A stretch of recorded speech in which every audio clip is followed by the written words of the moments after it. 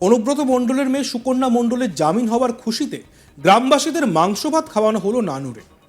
গরু পাচার মামলায় সিবিআই এর দায়ের করা মামলায় গত কয়েকদিন আগে সুপ্রিম কোর্ট থেকে শর্ত সাপেক্ষে জামিন পেয়েছেন তৃণমূল কংগ্রেসের বীরভূম জেলা সভাপতি অনুব্রত মণ্ডল। তারপর জামিন হলো তার মেয়ে সুকন্যা মণ্ডলের। ইডির দায়ের করা মামলায় অনুব্রত মণ্ডলের কন্যা সুকন্যা মণ্ডল দীর্ঘদিন ধরে জেলে থাকার পর গতকাল দিল্লি হাইকোর্ট থেকে শর্ত সাপেক্ষে জামিন পেয়েছে। জামিনের খবর জানাজানি হতে খুশিতে আত্মহারা জেলার অনুব্রত ঘনিষ্ঠ নেতাকর্মীরা। সুকন্যা মণ্ডলের জামিন হওয়ায় ফিস্ট করে বা পিকনিক করে গ্রামবাসীদের খাওয়ানো হলো বীরভূমের নানুরের অঞ্চলের আটকুলাতে।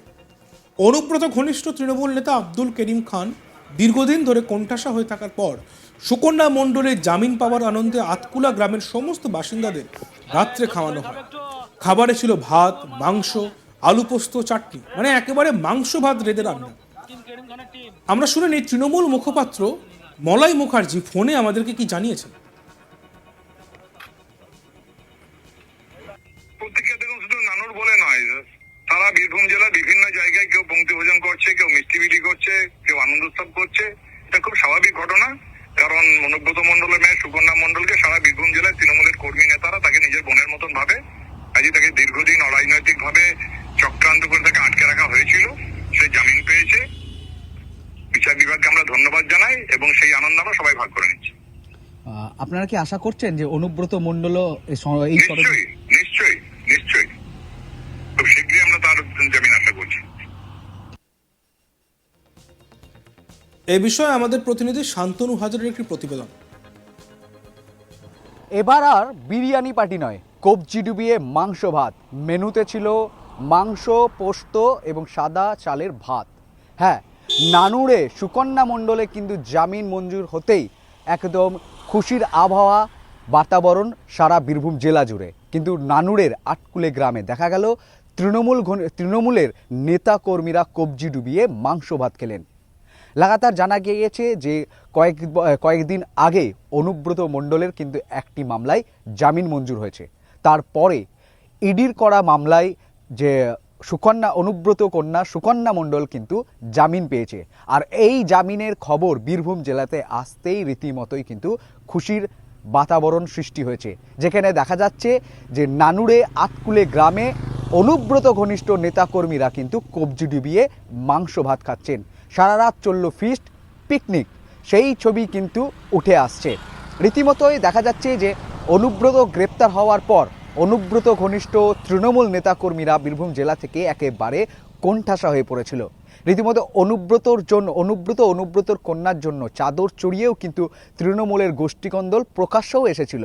আর সেই গোষ্ঠীতেই মারধর খেয়েছিল আব্দুল করিম খান, যে রীতিমতো পূর্ত কর্মদক্ষ ছিল। কিন্তু এইবারের নির্বাচন, পঞ্চায়েত নির্বাচনে কিন্তু কোনোভাবেই অনুব্রত না থাকার কারণে কিন্তু তিনি কোনো জায়গা কিন্তু পাননি।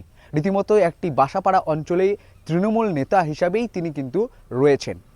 এদিকে থেকেই জানা যাচ্ছে যে এই বাসাপাড়া কার্যালয়, যেখানে দেখা গিয়েছে যে মাংস আটকুলে গ্রামে তৃণমূল নেতাকর্মীরা গ্রামের অন্যান্য বাসিন্দাদেরকে, অনুব্রত প্রেমীদেরকে, তৃণমূল প্রেমীদেরকে কিন্তু কবজি ডুবিয়ে মাংস ভাত খাওয়ানো হয়, পিকনিক ফিস্ট করা হয় সারা রাত ব্যাপী।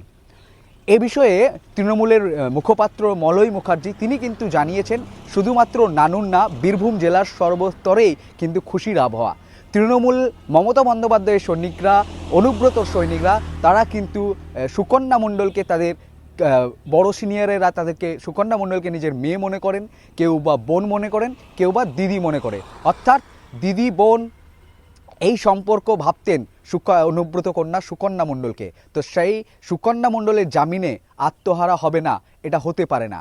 শুধু তাই মলয় মুখার্জি আরও জানিয়েছেন যে শুধুমাত্র নানুর না, নানুরের বাইরে বীরভূম জেলায় বিভিন্ন প্রান্তে মিষ্টি বিতরণ, কোথাও বিভিন্নভাবে বনভোজন, কোথাও গরিব দুস্থদের খাওয়ান দাওয়ান করানো, পুজো অর্চনা করা, বিভিন্ন ঘটনা কিন্তু ঘটছে। রীতিমতো অপেক্ষায় রয়েছে তৃণমূল নেতাকর্মীরা যে সুকন্যা মণ্ডল কবে বীরভূমে ফিরছে। একই সঙ্গে তারা আরও আশাবাদী যে সমস্ত ভারতীয় জনতা পার্টির যে ষড়যন্ত্র ইডি সিবিআইকে কাজে লাগিয়ে হাতিয়ার করেছে, অনুব্রত মণ্ডলও কিন্তু ফিরতে পারে বীরভূমে, এমনটাই ইঙ্গিত দিচ্ছে তৃণমূলের নেতাকর্মীরা। অন্যদিকে বাম, কংগ্রেস, বিজেপি কিন্তু এই জামিনকে, আইনকে আইনের প্রতি তাদের আস্থা রয়েছে, আইনের প্রতি তাদের ভরসা রয়েছে, আইনকে শ্রদ্ধা জানাচ্ছে, কিন্তু বিজেপিকে আক্রমণ করতে কিন্তু পিছু পা হচ্ছে না। তারা কিন্তু তৃণমূল বিজেপিকে বীজমূল বলে সেটিং তথ্য তুলে কিন্তু তারা কিন্তু আক্রমণ করছে। বলছে সঠিক তদন্ত সিবিআই ইডি করলে দেখা যেত যে অভিষেক বন্দ্যোপাধ্যায়, মমতা বন্দ্যোপাধ্যায় কিন্তু জেলের গারদে থাকতো। এমনই বিস্ফোরকভাবে কিন্তু মন্তব্য করছে। এক কথা বলা যেতেই পারে যে বীরভূমে ফিরলে ভারতীয় জনতা পার্টি, বাম কংগ্রেস, এমনকি তৃণমূলের যে অনুব্রত বানাম যে গোষ্ঠী কোন্দল, সেই গোষ্ঠীর লোকেরা কিন্তু খুশি নয়, এমনই চিত্র কিন্তু ধরা পড়ছে। তবে প্রকাশ্যে বাম কংগ্রেস বিজেপি তীব্র আক্রমণ করলে অনুব্রত গোষ্ঠী বিরোধী যারা পরিচিত, তারা কিন্তু এই মুহূর্তে চুপ রয়েছে। প্রসঙ্গত, গরু পাচার মামলায় জামিন পেলেন অনুব্রত মণ্ডলের মেয়ে সুকন্যা মণ্ডল। এই মামলায় দিল্লির তিহার জেলে বন্দী ছিলেন সুকন্যা। ওই জেলে এই একই মামলায় বন্দী রয়েছেন তৃণমূল নেতা অনুব্রত মণ্ডলও। আজ অর্থাৎ মঙ্গলবার সুকন্যার জামিন মঞ্জুর করেছে দিল্লি হাইকোর্ট। জানা গিয়েছে সবকিছু ঠিক থাকলে আগামীকাল হয়তো তিহার জেল থেকে মুক্তি পাবেন অনুব্রত মণ্ডলের কন্যা। 15 মাস পর জেল মুক্তি। গরু পাচার মামলায় 2023 সালের 26শে এপ্রিল সুকন্যাকে গ্রেপ্তার করে এনফোর্সমেন্ট ডিরেক্টরেট বা ইডি। সুকন্যার বিরুদ্ধে কোনো মামলা করেনি আরেক কেন্দ্রীয় তদন্তকারী সংস্থা সিবিআই। অনুব্রত মণ্ডলের গ্রেপ্তারের পরে সিবিআই দাবি করেছিল সুকন্যা মণ্ডলের বিপুল সম্পত্তির উৎস জানতে তাকেও জিজ্ঞাসাবাদ করা দরকার, যদিও সিবিআই সুকন্যাকে গ্রেপ্তার করেনি। যদি বুধবার সুকন্যা জেল থেকে বের হন, তাহলে 15 মাস পর তার জেল মুক্তি হতে চলেছে। গরু পাচার মামলায় বাবা ও মেয়ে তিহারে সেপ্টেম্বর অর্থাৎ চলতি মাসের শেষের দিকে অনুব্রতের জামিনের আর্জি নিয়ে শুনানি রয়েছে আদালতে। সুকন্যার জামিন নিয়ে আদালতে সওয়াল জবাব আগেই শেষ হয়েছিল। বীরভূমের বাড়ি থেকে 2022 সালের 22শে অগস্ট অনুব্রত মণ্ডলকে গ্রেপ্তার করেছিল সিবিআই। এরপরেই একই মামলায় ওই বছরেই 16ই নভেম্বর তাকে গ্রেপ্তার করে ইডি। গত বছর 26শে এপ্রিল সুকন্যাকে গ্রেপ্তার করা হয়। অনুব্রতর প্রশংসা করেছিলেন মমতা বন্দ্যোপাধ্যায়। বীরভূমে তৃণমূল কংগ্রেসের জেলা সভাপতি অনুব্রত মণ্ডলের প্রশংসা করেছিলেন এবং শোনা গিয়েছিল মমতা বন্দ্যোপাধ্যায়ের মুখে তার প্রশংসা। ভোটের আগে জনসভায় মমতা বলেছিলেন বীরভূমে চক্রান্ত চলেছে, কেষ্টকে কতদিন ধরে জেলে ভরে রেখেছে, কিন্তু মানুষের মন থেকে ওকে দূর করতে পারিনি। আমি তো আস্তে আস্তে দেখছিলাম তরুণ প্রজন্ম ওর কথা বলছে, আমি কাউকে শিখিয়ে দিইনি, আমি মানুষের প্রতিক্রিয়া দেখছিলাম। ও কাজ করেছে, ও কাজ করতে জানে।